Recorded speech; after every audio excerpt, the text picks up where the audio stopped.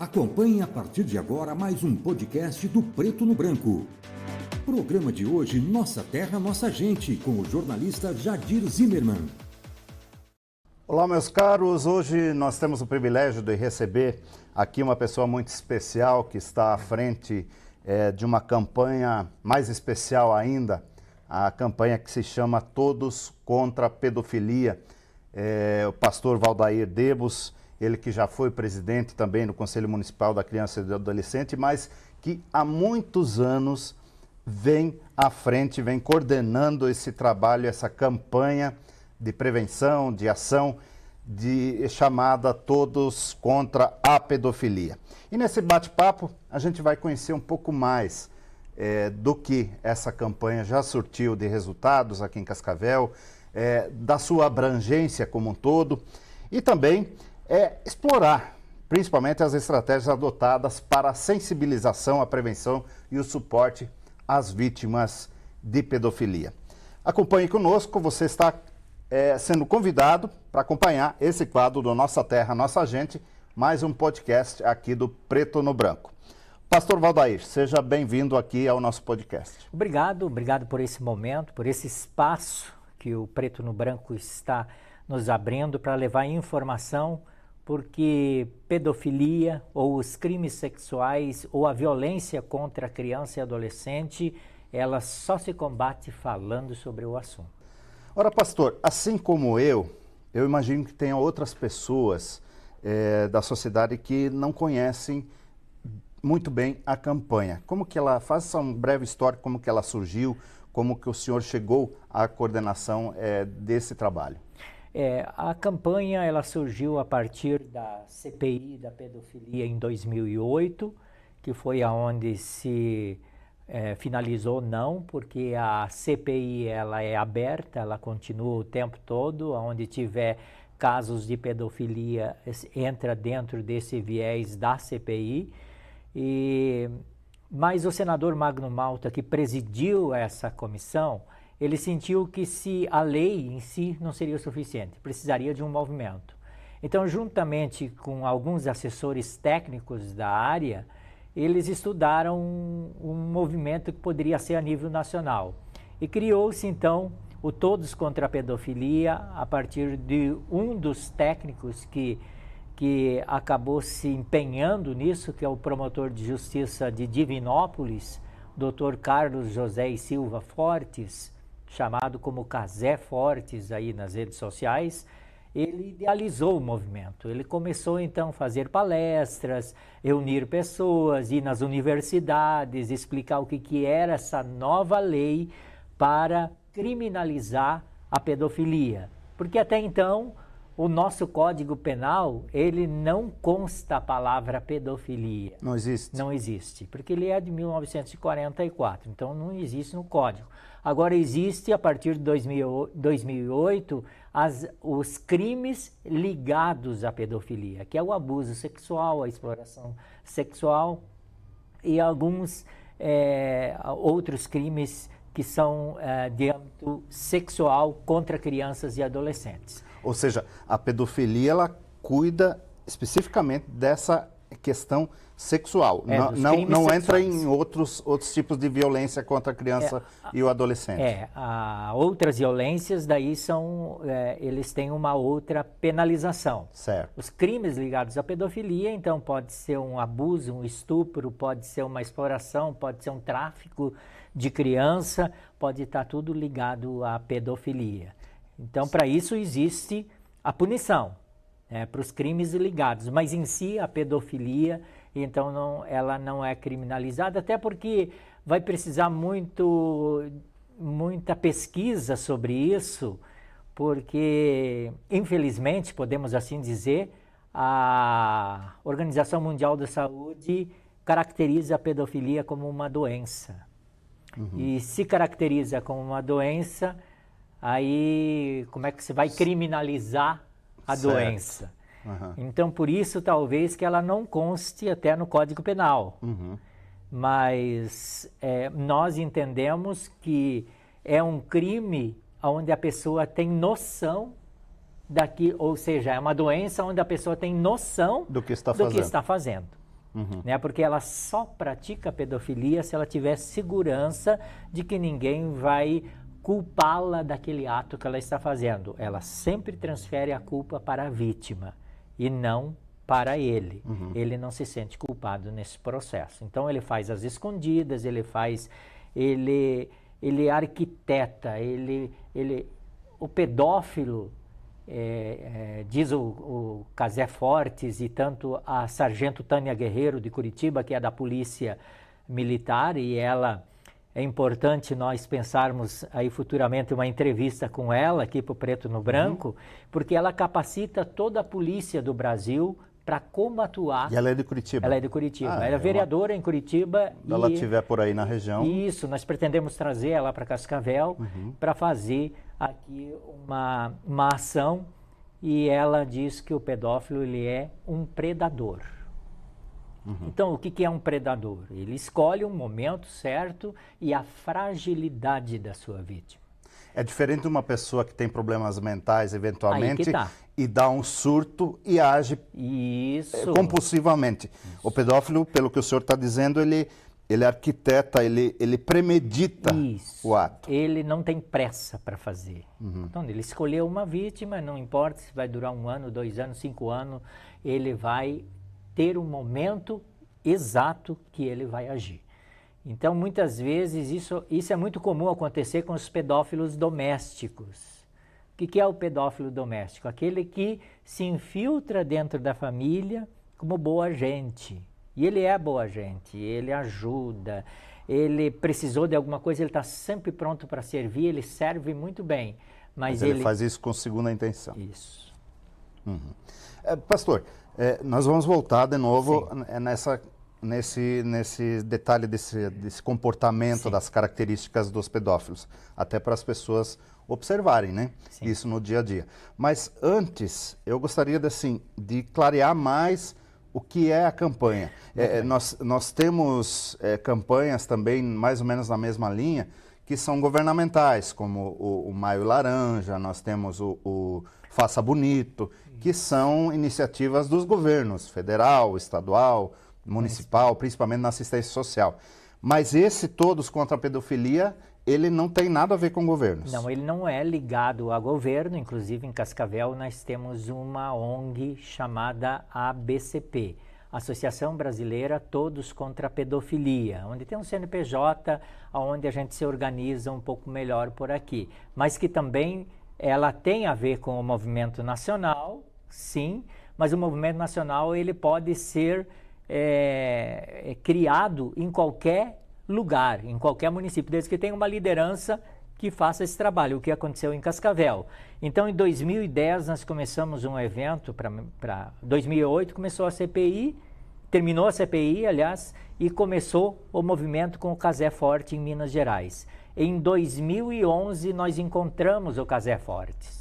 Por quê? Porque em 2010 eu era professor de cidadania num instituto de teologia da Igreja do Evangelho Quadrangular e eu lecionava essa matéria e toda vez que eu lecionei essa matéria, eu sempre fazia com que os alunos criassem um projeto social, já que é cidadania, alguma coisa para...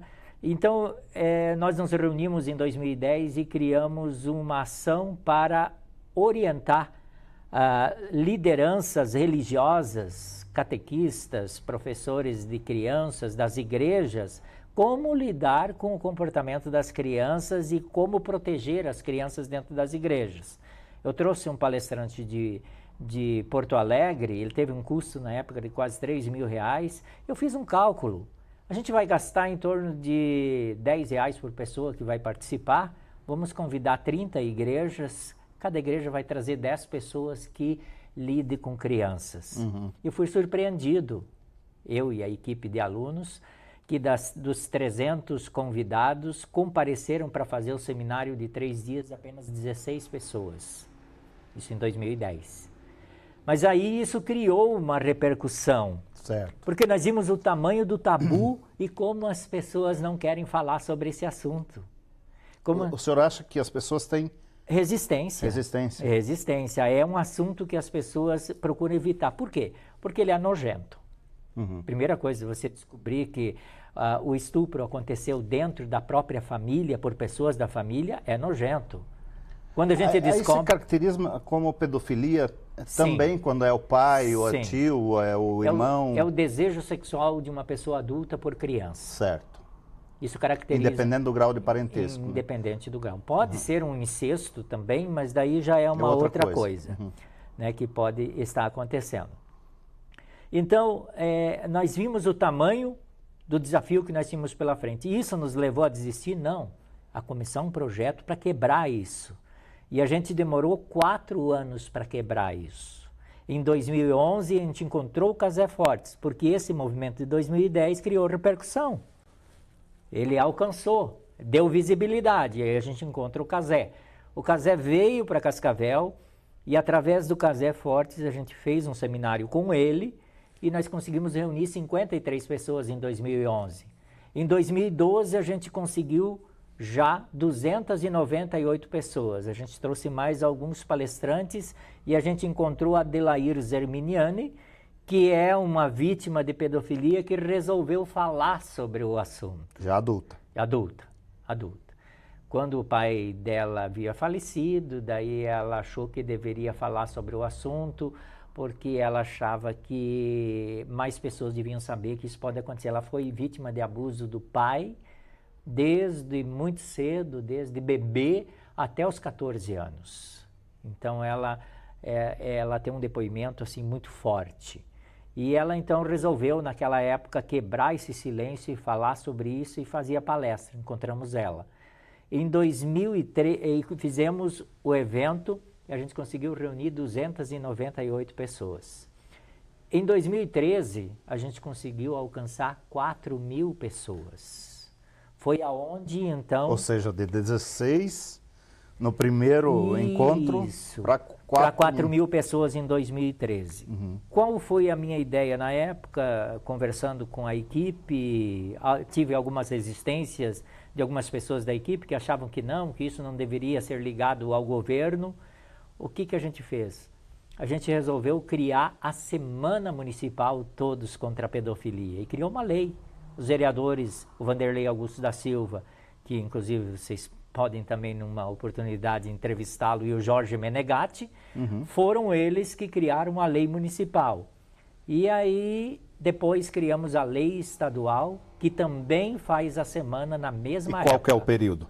13 a 18 de maio. 13 a 18 Isso, de maio. Estamos dentro da semana. Estamos dentro da semana, hoje é 18 de maio. Hoje é 18 de maio, porque está indo ao ar hoje. Isso. Então, trazendo esse assunto importante no Nossa Terra, Nossa Gente, justamente para a comunidade refletir a respeito, né, pastor? E aí o 18 de maio, aí a gente criou, através da lei, o município é obrigado a fazer, tem a obrigação de fazer eventos durante essa semana para o assunto ser conhecido nas UBSs, nos CRAS, nos CREAS, em todos os espaços públicos, no esporte, na cultura, deve fazer isso. Se não está fazendo, a competência de fiscalização é dos vereadores. E aqui vai um alerta para os vereadores. A semana, segundo a lei, está sendo, ou só a assistência social está fazendo seu trabalho? A educação está fazendo? Quem tem que fiscalizar isso é os vereadores. Existe uma lei municipal.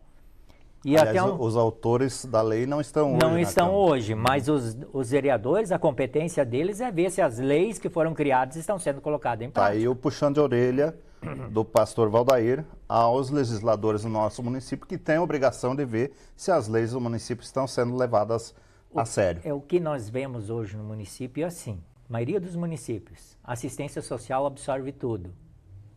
Aí o esporte não faz nada ligado àquilo. A educação, onde estão as crianças. A educação, se está fazendo, tomara que esteja fazendo, eu não fui ver isso, mas é importante, depois da campanha, a gente pedir um relatório de quem fez. O Conselho da Criança pode pedir esse relatório para saber o que foi feito em Cascavel de 13 a 18 de maio, para então, a partir daí, os vereadores... E o Conselho não é para aconselhar apenas, né? Ele é para cobrar, para agir. Ele tem poder de cobrança mesmo, de até mesmo encaminhar o Ministério Público, a quem for de direito, para fazer com que a coisa aconteça. O Conselho tem esse poder. Então, nós vamos até sugerir ao Conselho que o Conselho faça esse pedido do que foi feito em Cascavel de 13 a 18 de maio. Né? Para daí a gente começar, então, partir já pensando no ano que vem. Né? Certo. Se não foi feito esse ano, não tem mais como voltar atrás. Mas ano que vem nós podemos melhorar. Certo. Pastor, o senhor falou em participação das igrejas, nós falamos agora da questão dos conselhos, das secretarias mais diversas do município, partindo da educação, assistência, saúde, enfim, esporte, todas essas secretarias que lidam com pessoas, principalmente, né? A própria Câmara de Vereadores, eu imagino que esse trabalho depende muito das parcerias com outras entidades para que essa campanha surta efeitos, não é isso? Isso, esse é o nosso propósito, entender que a polícia tem a ver com isso. Entender que todas as pessoas que atendem crianças onde estão, o comércio depende disso, de estar envolvido, a indústria, porque lá dentro tem pessoas trabalhando, lá tem pais que estão trabalhando e as crianças estão aonde? Os meus filhos estão sendo bem cuidados. Você falou da saúde. O problema de abuso sexual é um problema de saúde pública. Por quê? Porque vai estourar na saúde o problema mental, a saúde mental da criança que vai se tornar um adulto desequilibrado mentalmente. Muitas vezes revoltado e ninguém entende por quê, né? Porque as marcas do abuso se carregam para sempre. Não tem como se livrar daquela dor, aprender a lidar com aquela dor e aquele sofrimento do abuso. Então, por isso, a saúde precisa se envolver mais. Todos os órgãos do município precisam se envolver, todas as entidades e toda a sociedade precisa. Aí nós vamos criar um mecanismo onde provavelmente nós vamos ver um fator interessante. Nós vamos ver o número de denúncias aumentar. Aí vamos dizer assim, mais casos estão acontecendo. Não, mais casos estão sendo denunciados. Certo. É isso que nós queremos alcançar. Hoje, Cascavel, nós não temos dados claros, porque a maioria dos casos que são investigados, eles são sigilosos. Até então, para proteger a criança, né? Então, eles são sigilosos. Nós não sabemos quantos casos estão lá no NUCRIA, na Delegacia Especializada da Criança e do Adolescente, sendo investigados. Mas registrados... Esse ano, nós temos 10 casos que foram encaminhados para o município. Ano passado, nós tivemos em torno de aproximadamente 70 casos. No ano todo? O ano todo. É pouco 10 agora, se considerar o número do ano passado? Se considerar, sim. Então, é isso que nós queremos chamar atenção na campanha. A denúncia não é para prejudicar ninguém, mas sim para tratar a criança. O pedófilo precisa ser tirado de circulação? Sim, precisa ser tirado. Eu acompanhei um caso interessante que aconteceu na escola. O aluno foi abusado pelo professor e a mãe chegou lá, peitou a direção e disse, eu quero saber, o meu filho está sendo abusado aqui e eu não quero... A criança contou em casa. Interessante, a mãe participou de uma palestra na campanha e chegou em casa e falou o assunto na hora do almoço que ela tinha aprendido na palestra. Na hora que ela começou a falar, o menino saiu da mesa e foi para o quarto. E ela observou. Tocou. Isso. Daí ela foi investigar e ela descobriu que o menino estava sofrendo abuso do professor.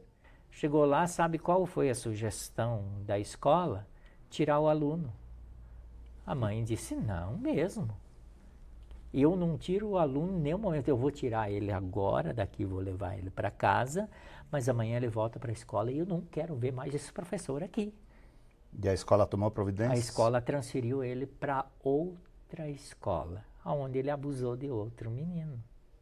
Aí ele foi preso depois, fazem 4 anos que ele está preso. Então, Ou seja, um profissional que deveria estar ali para dar a instrução, para ajudar a formar uma criança, na verdade estava fazendo o contrário. E como a direção lida com isso? Como que se lida com isso? Hoje, por exemplo, nós sabemos de vários casos de abuso que aconteceram em escolas públicas. E olha a coisa mais linda, em escola particular não tem abuso. Será que não tem? Aí que tá. Então, como que isso é velado? Como que isso é tratado? Como que se lida isso dentro das escolas particulares? Como se lida com isso dentro da escola pública que ninguém quer se incomodar? É um tabu. É um desafio. Que precisa ser rompido. Precisa ser rompido. Pastor, eu vou puxar um texto aqui, que está no G1 de Santa Catarina, um fato que aconteceu essa semana, mas que tem ligação com o assunto e eu gostaria depois que o senhor comentasse isso. Certo. Uma mãe confessou ter matado o marido asfixiado logo após descobrir um estupro contra a filha em Biguaçu, na Grande Florianópolis. A Polícia Civil informou nesta terça-feira, dia 16, que abriu um inquérito para investigar o caso. A mulher, de 41 anos, se entregou na central de plantão de Tubarão, no sul de Santa Catarina, no sábado passado, dia 13, mesmo dia do crime. Ela foi liberada após ser ouvida. Questionada pelo G1, a Polícia Civil não informou se o homem, que tem 53 anos, era pai da menina, nem se os abusos já haviam ocorrido em outras ocasiões. A dinâmica do crime também não foi detalhada. Segundo a Polícia Militar, o caso aconteceu por volta, o crime de homicídio, né? Das 22 horas de sábado, no bairro Areias, em Biguaçu. A filha é menor de idade, conforme a investigação, e não teve a idade divulgada para preservá-la. Então, uma situação que a mãe descobriu, que o companheiro dela, que não se sabe aí, não se divulgou se ele era o pai da criança ou não, mas enfim, você veja o tamanho da revolta dessa mãe quando descobriu o caso. Né? Então, essa reação realmente foi assim, ela foi momento. Ao extremo. Foi ao extremo, né? Foi aquela fera, né? Que realmente protegeu a cria. Sim. Né? Protegeu a filha, queria proteger a filha. A revolta foi tanto, tamanho da revolta. E talvez hoje, quando a gente escuta um caso como esse, você transfere para a tua casa. Você põe no lugar, né? Isso. Transfere ele para a sua casa. Como que você lidaria com isso? Qual seria a tua reação diante do fato de você descobrir que a tua filha, por alguém da casa, um tio, um parente, ou até mesmo no caso de famílias separadas, tem o padrasto muitas vezes que está lá convivendo com a mãe das crianças, e como aconteceu aqui no Paraná também, a menina de 11 anos que foi asfixiada no ato do estupro e matou a criança. Para não denunciar, né? Não correr o risco. Não correr o risco. Então nós vemos que como que eu lido com isso quando isso vai acontecer comigo? Mas comigo nunca vai acontecer, é isso que as pessoas imaginam. Aqui que entra o que a gente mais quer conscientizar nas campanhas. Não posso dizer que não vai acontecer, mas eu posso evitar de acontecer. Porque o pedófilo, ele age, ou seja, os crimes sexuais sempre são cometidos de maneira covarde, porque é desproporcional. O desejo sexual de um adulto por uma criança é tirar a inocência da criança, a ingenuidade da criança. Aí que reside o suposto prazer desse cidadão, desse sujeito. Que podemos dizer que isso só tem uma raiz. Tem uma escritora americana chamada Joyce Meyer. Ela foi abusada pelo pai e ela se tornou muito famosa. Hoje ela é famosa, ela trabalha no mundo inteiro, ela tem uma ONG, ela trabalha nos países em guerra, ela cuida das crianças vítimas e órfãos de guerra. Ela faz um trabalho lindíssimo, Joyce Meyer. E o abuso levou ela a aflorar para buscar força. Ela não foi para baixo. Muitas vezes o abuso coloca a pessoa para baixo e outras pessoas se levantam como guerreiras e vão à luta. E ela diz que o abuso está ligado a uma palavrinha que nós não damos muito crédito, chamado egoísmo. O que é o egoísta? Ele pensa Em si. em si. Só em si. Eu tenho prazer, ela... Não interessa. E depois, assim, ainda ele diz assim, depois que ele praticou o ato, ele diz assim, não, mas foi você que quis. Você gostou. Tenta inverter Isso. a Foi culpa. você que quis, foi você. Você até gostou de fazer isso, fazer aquilo e transfere toda a culpa para a criança. Agora, pastor, a denúncia, eu imagino que seja um dos pilares principais do enfrentamento da pedofilia. Sim. Aqui em Cascavel, quais os canais que as pessoas têm para denunciar uma eventual suspeita de pedofilia? A maioria das pessoas não querem se identificar em caso de denúncia. Então, nós temos aí os canais que são sigilosos, que são a denúncia feita de forma anônima, não precisa, nem consegue fazer a identificação porque eles não aceitam. Que é o Disque 100, por exemplo. Eu acho um canal ótimo de fazer a denúncia, porque ele tem um prazo de 10 dias para ser procurado, investigado, para ver o que está acontecendo naquele tal endereço. Funciona. Funciona porque a partir do momento que ele vai para Brasília recebe, foi de um bairro de Cascavel, de um bairro X, ou área central, vem pro conselho que atua naquela regional e para o Ministério Público. Vai para o Ministério Público. Ah, sim. Ele Entendeu? não vai só para um lugar. Não, vai para dois. E um tem que... Vai fiscalizar o outro. Vai ter que conversar com o outro. Uhum. Isso tem 10 dias para fazer. O que eu sempre oriento? Que através desse disco de denúncia, dá para acompanhar os 10 dias para ver se houve a investigação ou não. É o 100, né? É o 100. 100. Cai na central em Brasília. A única coisa para fazer essa denúncia que precisa são as informações. Do caso. Isso, precisa o nome, se possível, se não sabe o nome, mas o endereço, o local e o fato. O que você sabe que aconteceu lá, que precisa ser investigado. E a lei diz o seguinte, sob qualquer suspeita, não precisa você... Aí o que a maioria das pessoas diz, mas a gente não sabe se é ou não é. Uhum. Ué, você não tem que saber. Para saber tem que ser investigado. Tomara que não fosse. Tomara que a investigação não desse em nada. Mas alguma coisa já levou ela a suspeitar a pessoa. A suspeita precisa ser denunciada, ao ponto de quem suspeita e não denuncia ser responsabilizado também. No caso, professor e médico são penalizados pelo próprio Estatuto da Criança e do Adolescente quando não informado a suspeita sobre o caso. Eles têm obrigação. Eles têm obrigação. Uhum. É a lei.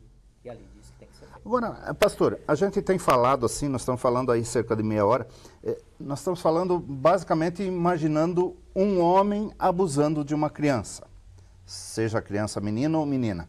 Mas tem caso de pedofilia envolvendo mulher que abusa de criança? Muitos casos de mulher que abusa de criança. Sexualmente? Sexualmente. Elas acabam abusando muitas vezes com massagem, muitas vezes de formas diferentes, mas elas abusam a própria criança. Ou muitas vezes no menino, muito comum em meninos, que depois tem um distúrbio lascado quando cresce, tem problema seríssimo porque isso foi feito antes do tempo. Uhum. Né? Para ilustrar um pouquinho o que é a pedofilia, vamos analisar que eu não tenho em mãos, mas analise comigo. Eu tenho uma flor, uma rosa na minha mão, que floresceu naturalmente. Agora eu tenho uma rosa aqui na minha outra mão que eu vou ajudar ela a abrir as pétalas. Uhum. Como é que vai ficar essa flor que foi ajudada a abrir e essa aqui que abriu naturalmente? Qual vai ficar mais bonita? Vai ficar... natural, obviamente. A outra vai murchar bem vai antes. arrancar a pétala, vai ficar tudo esgaçada, vai ficar horrível. Uhum. Assim é o estado da emocional criança. E da alma de uma criatura que foi abusada. Aí ela vai crescer com esse estado. Por fora, às vezes, lindo e maravilhoso, por dentro, sangrando e arrebentado. Então, foi ajudado a abrir. O ato sexual antes do tempo, ele vai ajudar a abrir algo que não está no tempo de ser aberto. Ele precisa ser aberto de forma natural. Agora, nós vivemos numa sociedade cada vez mais digital. né? Eu percebo que muitas crianças estão preferindo muitas vezes ficar no celular do que brincar de boneca, de carrinho, enfim, aquelas brincadeiras lúdicas que tínhamos antigamente. Essa questão do abuso sexual que não tem, digamos assim, o contato físico, mas que invade a privacidade da criança, também é considerado pedofilia? É considerado um estupro realizado. Hoje tem muito estupro realizado pelas redes sociais, aonde a criança é levada a fazer coisas como, por exemplo, o pedófilo a induz a tirar a roupa pelas redes sociais. Uhum. Pela webcam? E pela web, ele tem os mecanismos hoje para filmar, ou tira uma foto, você sem roupa e manda para mim, que eu quero ver se você tem corpo para ser modelo, não ser modelo. Inventa uma história qualquer para iludir a criança. É, porque a criança tem a parte da ingenuidade. Sim. A menina, por exemplo, tem muito forte esse negócio de querer ser modelo. E eles entram muito por esse viés, para tirar proveito disso. E depois de tirar uma foto, daí começa a vir as ameaças. Que ele vai divulgar isso, que ele vai mostrar para todo mundo. Uma novela da Rede Globo recentemente mostrou isso aí, não foi? Sim, é bem isso aí, esse é o caminho. Foi muito bem essa travessia, onde que eles mostraram um pedófilo agindo dessa maneira. Como adolescente, no caso. Usando recursos para manipular a voz. Isso. Então, isso é muito comum e os pais não estão atentos a essa. Aí que está o perigo. A criança hoje, até o próprio pai diz assim, não, eu quero alguma coisa no celular, eu chamo meu filho, ele resolve. Ele sabe muito mais do que eu. Quer dizer, ele está hoje com o celular na mão, não sendo fiscalizado por ninguém.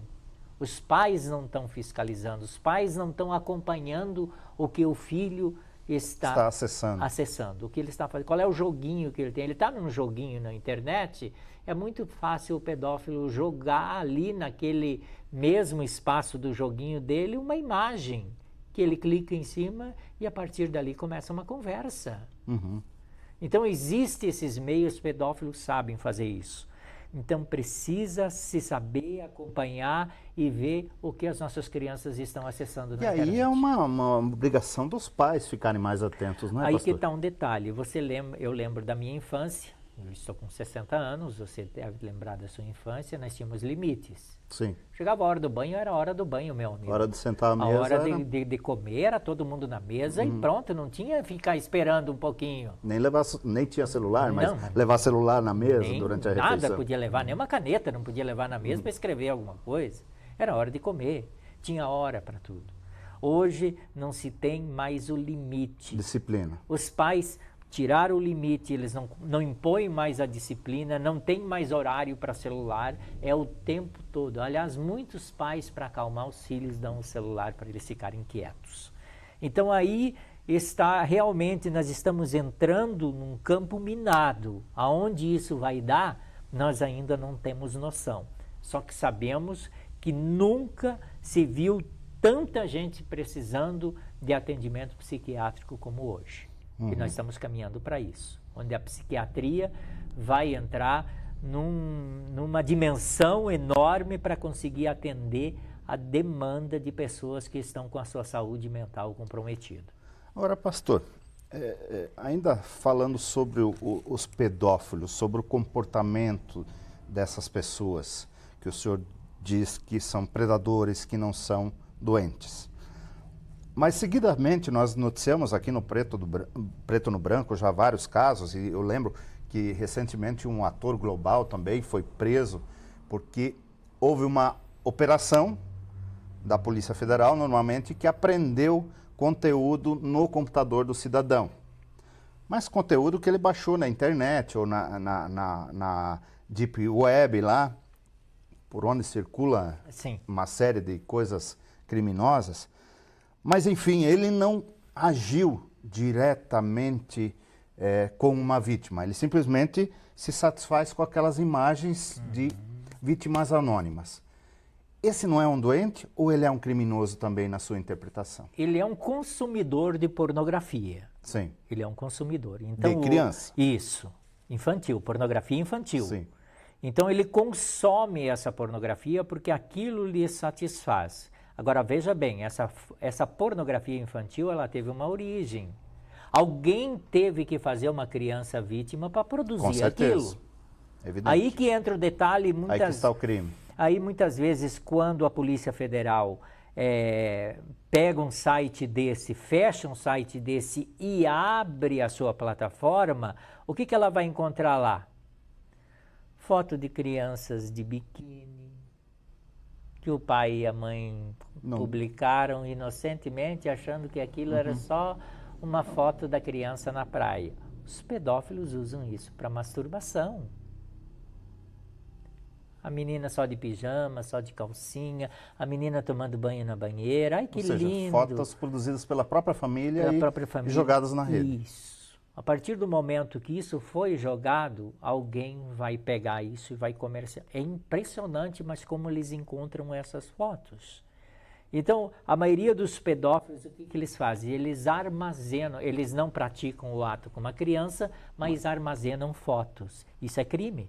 Que compartilha. Se você tiver no seu celular uma foto com uma criança que está ali exposta, você pode ser buscado pela Polícia Federal.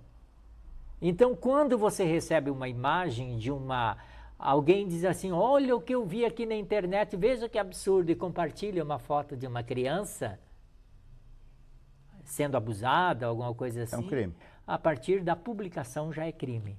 E se você receber e você deixar guardado aquilo, e alguém abrir o seu computador, você vai responder pelo crime de ter armazenado aquela foto. Agora eu vou fugir um pouquinho do assunto porque deu um link para isso, mas eu gostaria de ouvir a sua opinião. A PL das fake news, o senhor acha que poderia ser útil para combater esse tipo de crime também? Eu acredito que sim. Eu acredito que o PL, não projeto de lei. Eu acredito que seria um mecanismo para poder ligar uma coisa com a outra. Identificar. Uhum. Né? Então, eu acredito que sim. Que seria também um momento já que existem técnicos para estudar isso, estudar para entrar nesse viés. Para obrigar as plataformas a dizer de onde partiu essa foto. Isso, achar a origem disso. Isso. Da onde que ela veio, onde é que ela começou. E é incrível, mas hoje o comércio disso é tão grande que a Polícia Federal diz que a pornografia infantil, ela gira muito mais dinheiro do que a droga. Você veja que absurdo. Então você vê que um vídeo hoje produzido a partir de um estupro, isso quem fala é Sargento Tânia Guerreiro, de um estupro de um bebê, ele é pago pelo mercado da pedofilia R$100 mil. Entendeu? De uma criança sangrar, chorar na hora do estupro do bebê. Você imagina que tem pais que a mãe gera o filho, que a mãe faz a gestação do filho já com o propósito de ser estuprada para comercializá-lo. Desumano. Então, existe hoje um mercado muito grande que nós nos assustamos quando ouvimos falar isso. E achamos que isso é exagero. Como as pessoas costumam chamar a gente que está diante das campanhas, a gente vê tanta coisa acontecer, que nós somos exagerados. Gente, está aí, está claro, a Polícia Federal sabe disso e quando a Polícia Federal pega, ela pega com segurança, ela não pega para investigar, já está investigado. Claro, muitas vezes já vão para dar o bote. Sempre investigado, 1 ano, 2 anos, demorou de investigação, cheio de provas para poder pegar. Agora, pastor, dentro da campanha, vocês têm algum tipo de ação de conscientização dessas pequenas vítimas? Claro, não tem como conscientizar um bebê recém-nascido, uma criança que não está na idade ainda de aprendizado. Mas vamos supor aí, criança a partir de 6, 7 anos, já dá para introduzir algum tipo de informação, de forma mesmo que seja de forma ainda meio lúdica. Sim. Vocês têm algum trabalho nesse sentido, através da campanha? O movimento, a associação, ela tem projeto para isso. Mas para desenvolver um projeto como esse, a gente precisa de uma coisa que é chamada recurso. Recursos para investimento, para poder demandar. Nós estamos agora, a partir desse ano, pretendendo criar parcerias com universidades.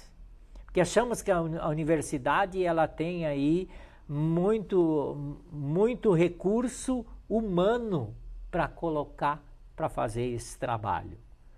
Então, nós queremos criar, juntamente com um grupo de pessoas, esse tipo de projeto para a gente ir lá, começar, quem sabe, pelo CEMEI, na linguagem já da criança, e já começar a mostrar isso de uma forma correta, a questão do abuso. Aí entra uma coisa, muitas vezes, que quando os pais descobrem, eles ficam revoltados porque foi falado sobre a questão sexual na escola.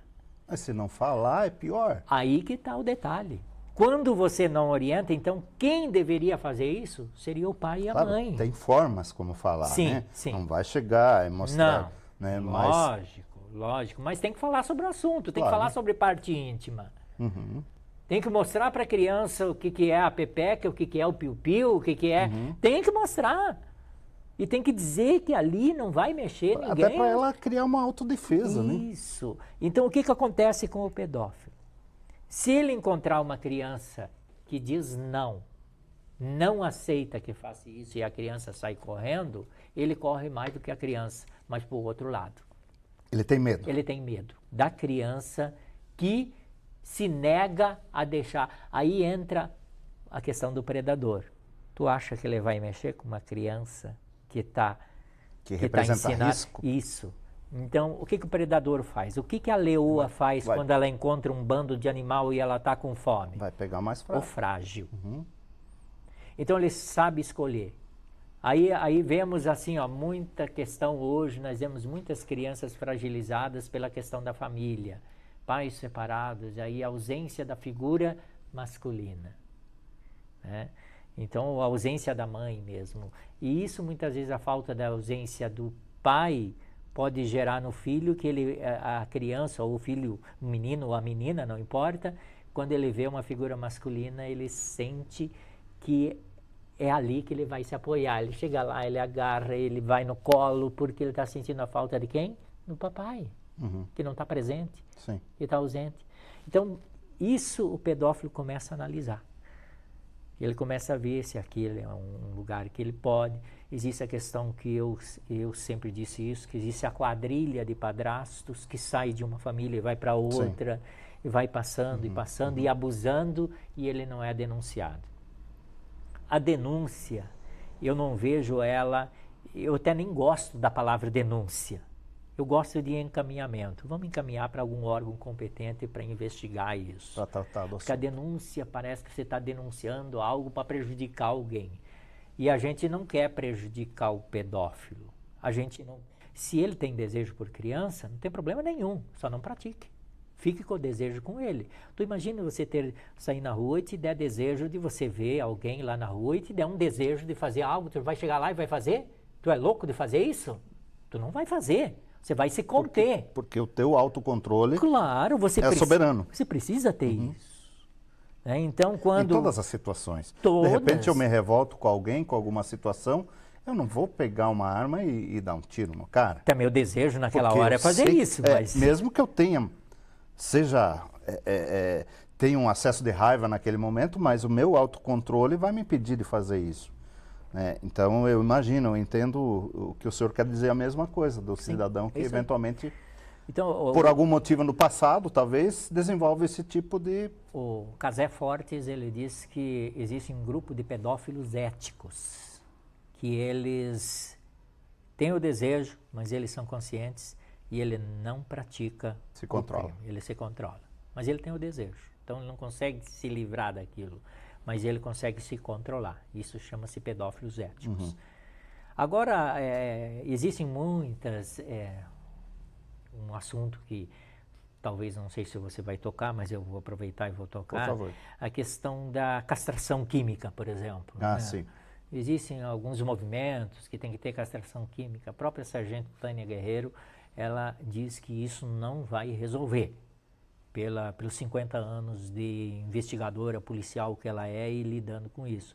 Porque o cidadão, não tendo mais o desejo ou não conseguindo praticar o ato sexual com o seu órgão genital, ele vai usar outros meios. Sim.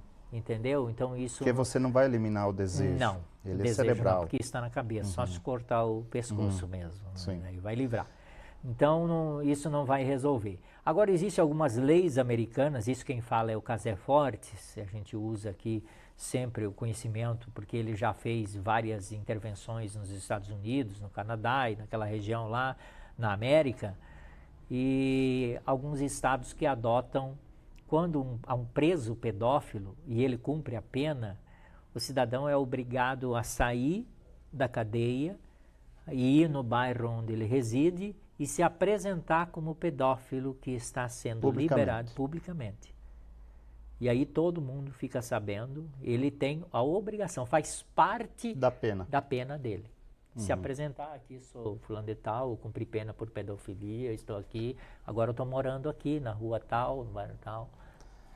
Somando isso com o que o senhor comentou antes, que o pedófilo tem medo, que ele quer esconder isso de tudo, talvez seja a pena mais severa, justamente, porque obriga ele, é igual aquele cidadão que faz uma ofensa em rede social e que é condenado a fazer uma retratação pública na própria rede social.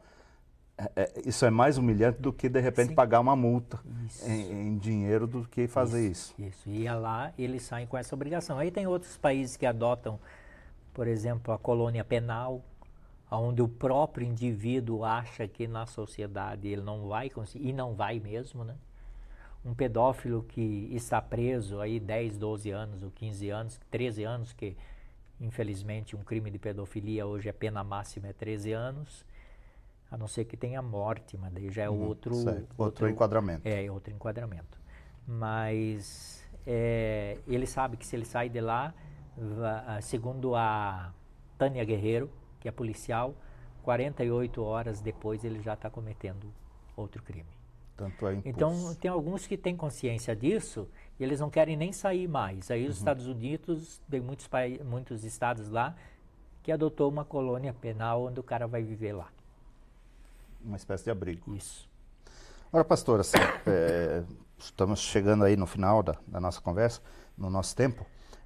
A gente falou de prevenção, a gente falou bastante do criminoso, mas o que a campanha faz para aquelas pessoas que passaram pela situação, que infelizmente não adiantou prevenção, não adiantou envolvimento de entidades, enfim. Vocês têm algum tipo de acolhimento, assistência, psicólogo, assistente social, enfim, alguém que ajude a vítima a superar esse trauma? Quando nós criamos o movimento lá em 2010, em 2011 praticamente assim dizendo, que nasceu o movimento, em 2016 surgiu uma ONG com essa finalidade, de atender as vítimas de pedofilia. Chama-se ASA, Abusados Sexualmente Anônimos. Então eles criaram essa ONG para preencher essa lacuna que você está me perguntando. O que vão fazer pelas vítimas? Por aquele que já sofreu abuso e precisa de um tratamento e muitas vezes vai pelo sistema público, é demorado, a fila é grande.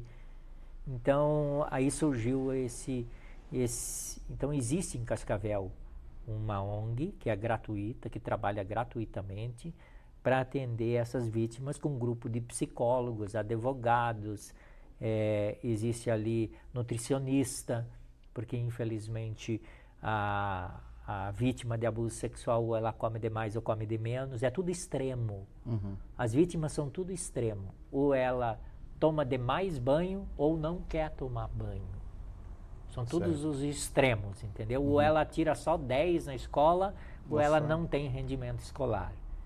É tudo demais ou de menos.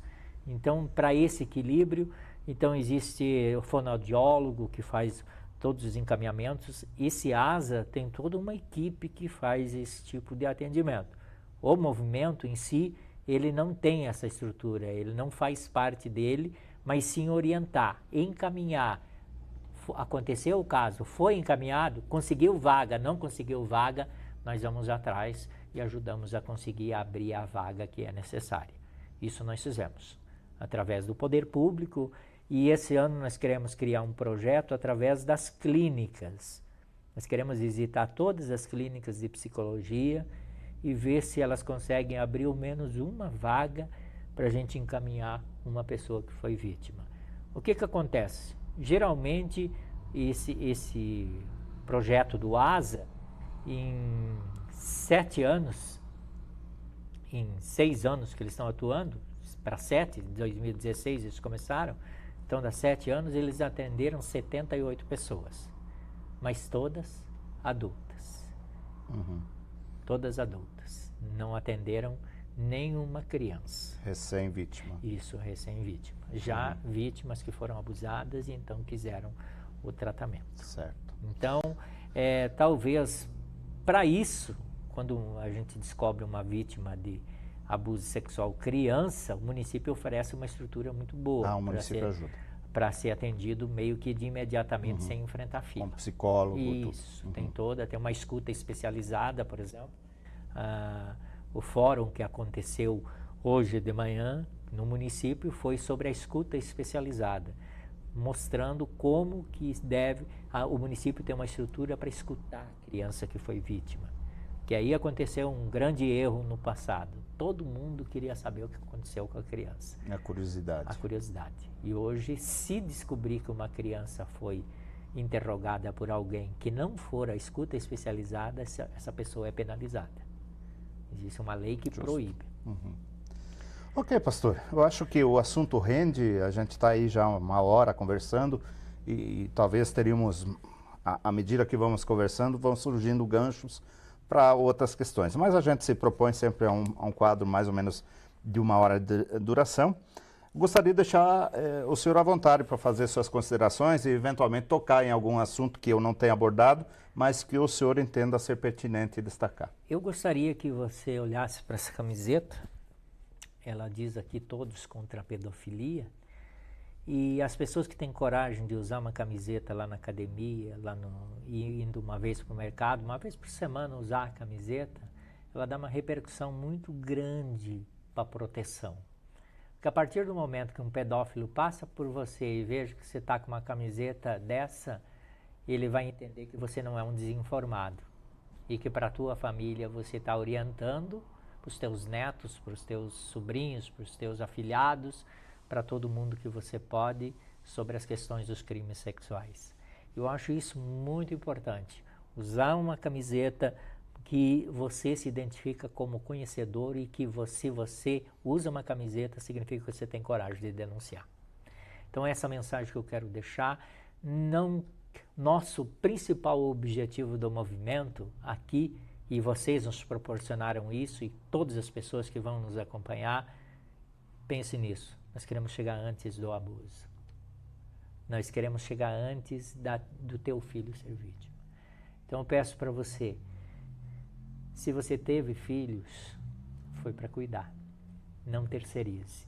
Não deixe seus filhos pousar na casa dos outros. Cuide onde seus filhos estão. Com essa correria do dia a dia, muitas vezes nem sabemos direito se o filho está no vizinho, está onde, está na rua, em que lugar está. Ele vai estar exposto. Pedófilos estão em todos os lugares, onde nós menos imaginamos. Cuide dos seus filhos. Eles são o nosso maior patrimônio.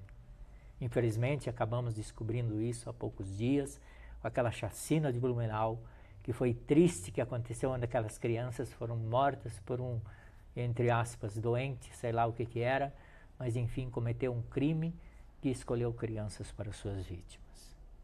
Nós descobrimos ali que o nosso maior patrimônio não está nos bancos, não é mercantilizado, mas são os nossos filhos. Vamos cuidá-los. Muito obrigado. Ok, obrigado, senhor pastor. Muito interessantes, importantes as informações que o senhor trouxe. E nós temos essa função, através desse quadro, Nossa Terra, Nossa Gente, abrir o espaço para as entidades aqui de Cascavel trazerem o seu trabalho, trazerem conhecimento para as outras pessoas da nossa comunidade. Nós agradecemos a sua audiência e convidamos para a próxima quinta-feira um outro quadro, um outro assunto aqui neste mesmo horário. Um grande abraço e até lá.